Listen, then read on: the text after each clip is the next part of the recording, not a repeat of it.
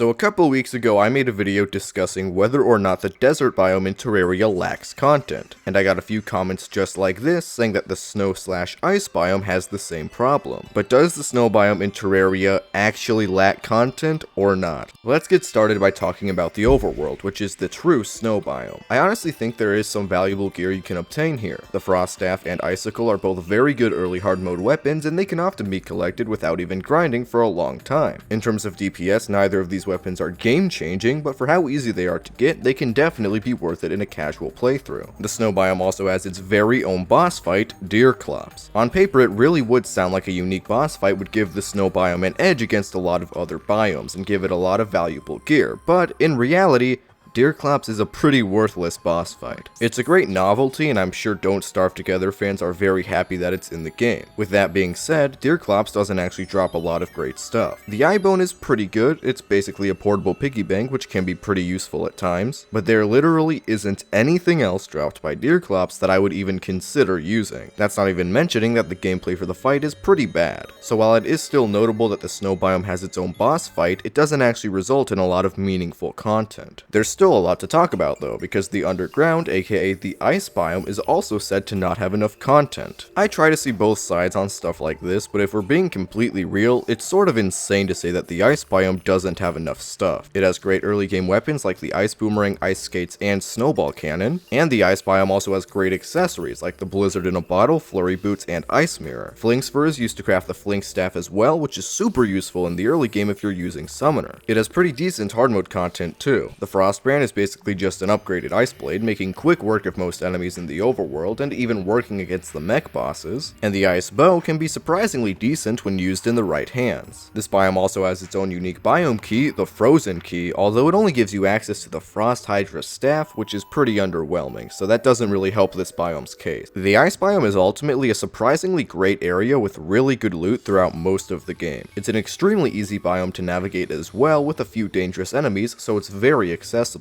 You don't need to have the best loot or survivability to be able to explore the ice biome in the early game. It's much safer than the underground jungle and desert while having pretty similar gear. I think the biggest flaw with the ice biome and the snow biome is really that most enemies aren't very special. There are a couple of standouts like the ice golem and flinxes, but most monsters in this area are glorified reskins of other enemies. Ice bats are just another bat variant, ice slimes are nothing special, ice tortoises are just jungle tortoises but less useful since they don't drop actual shells, and the ice mimic is nothing unique either. I think that the real reason people are very underwhelmed by this biome is simply because the enemies don't stand out, not because there's an actual lack of content. If I were to make any changes to this biome, I would add more unique enemies to spice things up, but ultimately, I don't think the snow biome needs that many changes at all. It has a lot of really good loot, especially for the early game, so while it isn't the most content-dense biome at all, it still has more than enough stuff. What do you think about the snow biome? Do you think it lacks content, or is it fine as it is? Make sure to leave what you think in the comments. If you enjoy Terraria discussions like this, make sure to subscribe, because we are very close to 3K and we're trying to hit it by the end of May.